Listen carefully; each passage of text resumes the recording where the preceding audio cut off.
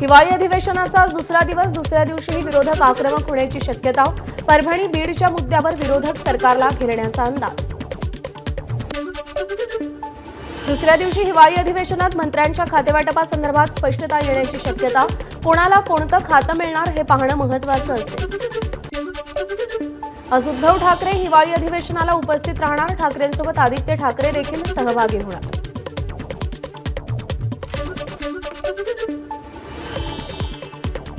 उद्धव ठाकरेंनी पक्षातल्या आमदारांची बैठक बोलावली. संध्याकाळी 7 वाजता बैठकीचं आयोजन.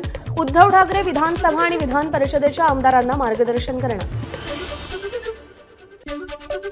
काँग्रेस पक्षाचे महाराष्ट्र प्रभारी रमेश चेन्निथला आणि काँग्रेस पक्षाच्या प्रमुख नेत्यांची आज नागपूरमध्ये बैठक. बैठकीत काँग्रेस पक्षाचा गटनेता आणि प्रतोद निवडला जाणार.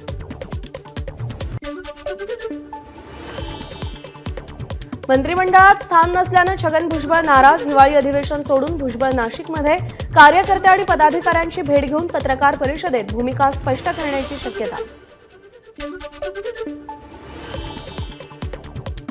मंत्रिमंडळातून का काढलं माहीत नाही, मात्र राज्यसभेवर जाऊन मतदारसंघातल्या मतदारांची प्रतारणा करू शकत नाही, छगन भुजबळ यांची प्रतिक्रिया.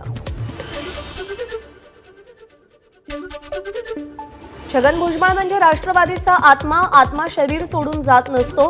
ते नाराज नाहीत. राष्ट्रवादीचे आमदार अमोल मिटकरींची प्रतिक्रिया. छगन भुजबळांची नाराजी अजित पवार दूर करतील. ओबीसी नेते आहेत म्हणून डावललं जाण्याचा प्रश्न नाही. भुजबळ ज्येष्ठ नेते, वेगळी भूमिका घेणार नाहीत, धनंजय मुंडेंना विश्वास.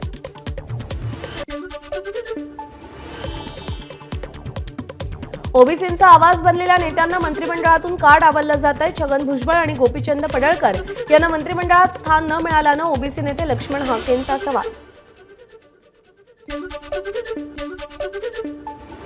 छगन भुजबळांना मंत्रिमंडळात का घेतलं नाही हा आमचा प्रश्न नाही. मराठा आरक्षणाच्या मारेकऱ्यांचं आम्हाला काही घेणं देणं नाही. मनोज जरांगेंची भुजबळांवर प्रतिक्रिया.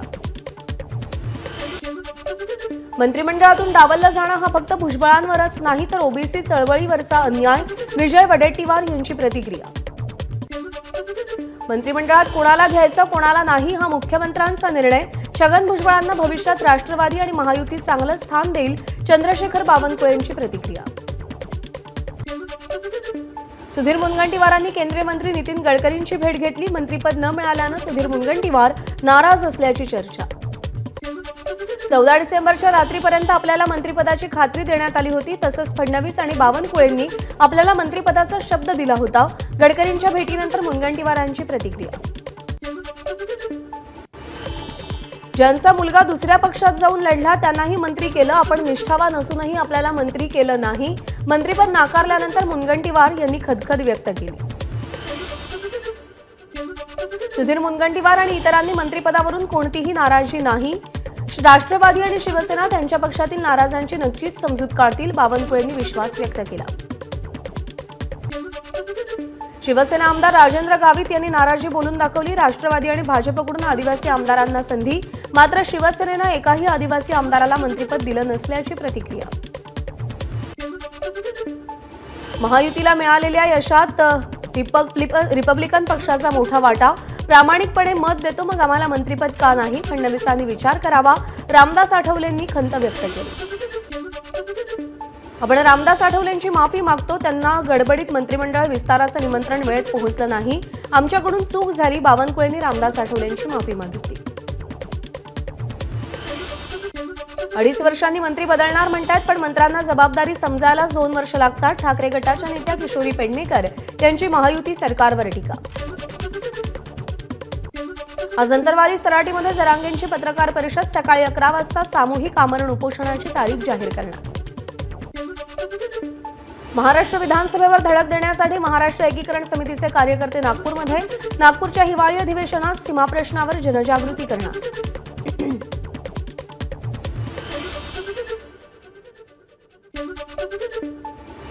न्यायालयीन कोठडीतील सोमनाथ सूर्यवंशीचा गंभीर दुखापतीमुळे मृत्यू. शवविच्छेदन अहवालात नमूद.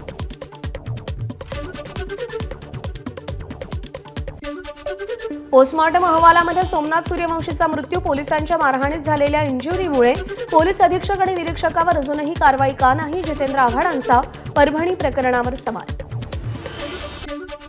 सोमनाथ सूर्यवंशीच्या शरीरावर अनेक जखमा असल्याचं त्याच्या शवविच्छेदन अहवालातून समोर आलंय.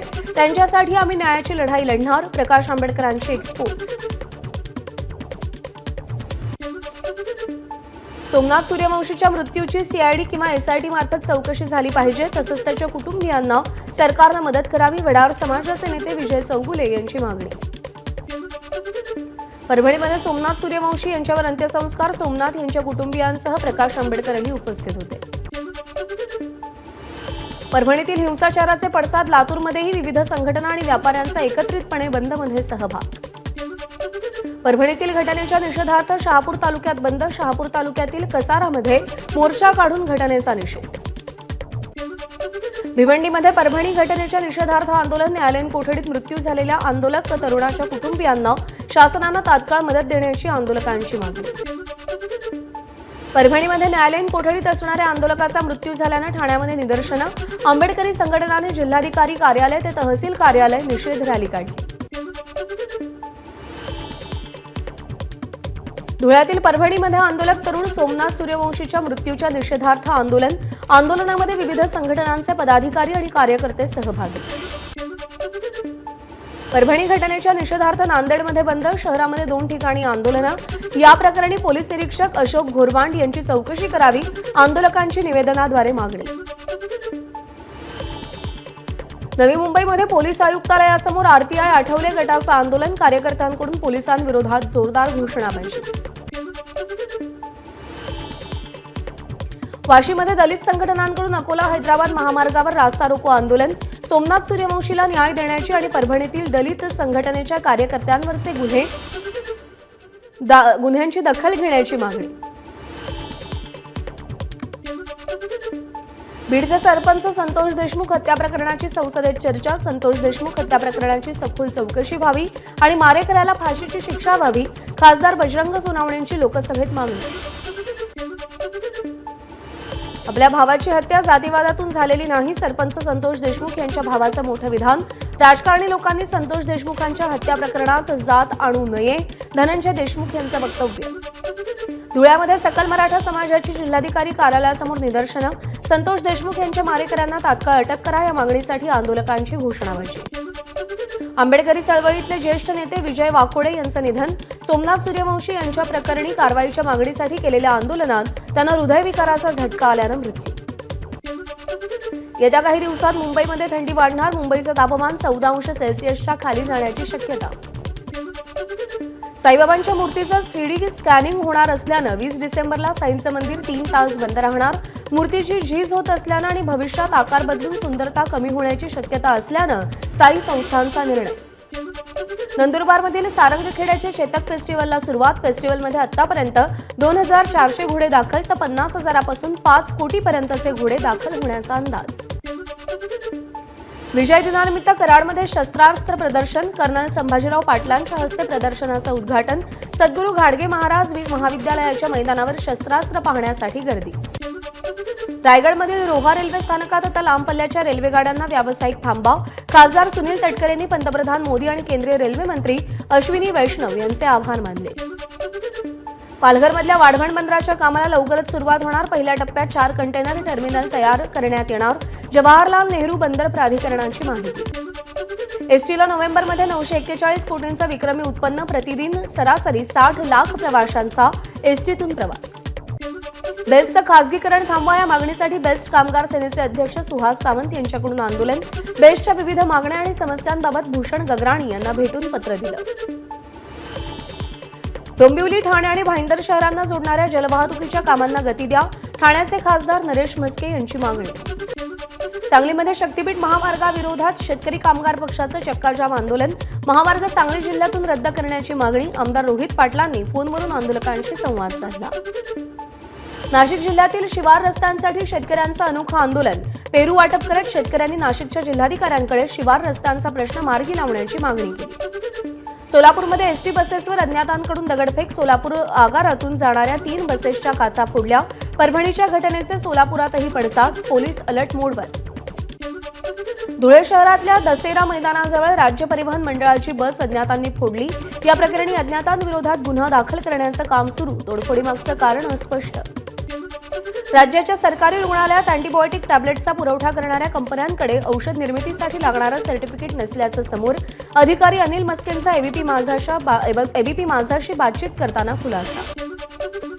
कुर्ला अपघातातील मृतांचा आकडा वाढला. आणखी एका जखमी रुग्णाचा सायन रुग्णालयात मृत्यू. फजलू शेख असं मृत्यू झालेल्या रुग्णाचं नाव असून तो घाटकोपरचा रहिवासी आहे. भंडाऱ्याच्या तुमसर तालुक्यात अज्ञातांनी लावलेल्या आगीमध्ये 50 लाखांचा रोड रोलर जळून खाक. नाशिकच्या मालेगावमध्ये मालवाहतूक ट्रकला आग. शॉर्ट सर्किटमुळे आग लागल्याचा प्राथमिक अंदाज. अग्निशमन दलाला आगीवर नियंत्रण मिळवण्यात यश. नांदेडमध्ये भरधाव कारचा अपघात. रस्त्याच्या कडेला उभ्या असलेल्या 3 दुचाकींचं नुकसान. वजीराबाद भागातली घटना. अपघाताची घटना सीसीटीव्ही कॅमेऱ्यात रेकॉर्ड. दौंड पोलिसांकडून 64 लाखांचा मुद्देमाल जप्त. गुटखा वाहतूक करणारा ट्रक पोलिसांनी पकडला. या प्रकरणी ट्रक चालक आणि मालकाविरोधात गुन्हा दाखल. श्रीलंकन राष्ट्रपती अनुरा कुमार दिसानायके भारत दौऱ्यावर. पंतप्रधान नरेंद्र मोदींची भेट घेतली. दिसानायकेंचं गार्ड ऑफ ऑनरनं स्वागत. बांगलादेशात हिंदूंसह अल्पसंख्याकांवर होणाऱ्या अन्यायाविरोधात भारत सरकारनं आवाज उठवला पाहिजे. प्रियंका गांधींचं लोकसभेत वक्तव्य. प्रियंका गांधींचा पॅलेस्टाईनला पाठिंबा. पॅलेस्टाईन मुक्त होईल असा उल्लेख असलेली बॅग घेऊन प्रियंका गांधी संसदेमध्ये. दिल्लीमध्ये भाजपकडून रिक्षा चालकांना साथ. दिल्ली विधानसभेसाठी भाजपनं रणशिंग फुंकलं. अभिनेत्री इशिका तनेजा मैदानात. राष्ट्रीय सुरक्षा सल्लागार अजित डोवाल चीनला जाणार. 5 वर्षांनी भारतीय अधिकारी चीन दौऱ्यावर. सीमावाद सोडवण्यासाठी परराष्ट्र मंत्र्यांची भेट घेणार असल्याची माहिती. जॉर्जियातील एका रेस्टॉरंटमध्ये 11 भारतीयांचा मृत्यू. कार्बन मोनॉक्साईड वायूच्या संपर्कात आल्यानं मृत्यू. दुर्घटनेमध्ये बळी पडलेले भारतीय रेस्टॉरंटचे कर्मचारी. सुपरमॅन चित्रपटाचा मोशन पोस्टर प्रदर्शित. सिनेमा 11 जुलैला सिनेमागृहात प्रदर्शित होणार. प्रसिद्ध अभिनेत्री कतरिनानं वीणा कौशल यांच्यासोबत शिर्डीच्या साईबाबांचं दर्शन घेतलं. एबीपी माझा, उघडा डोळे बघा नीट.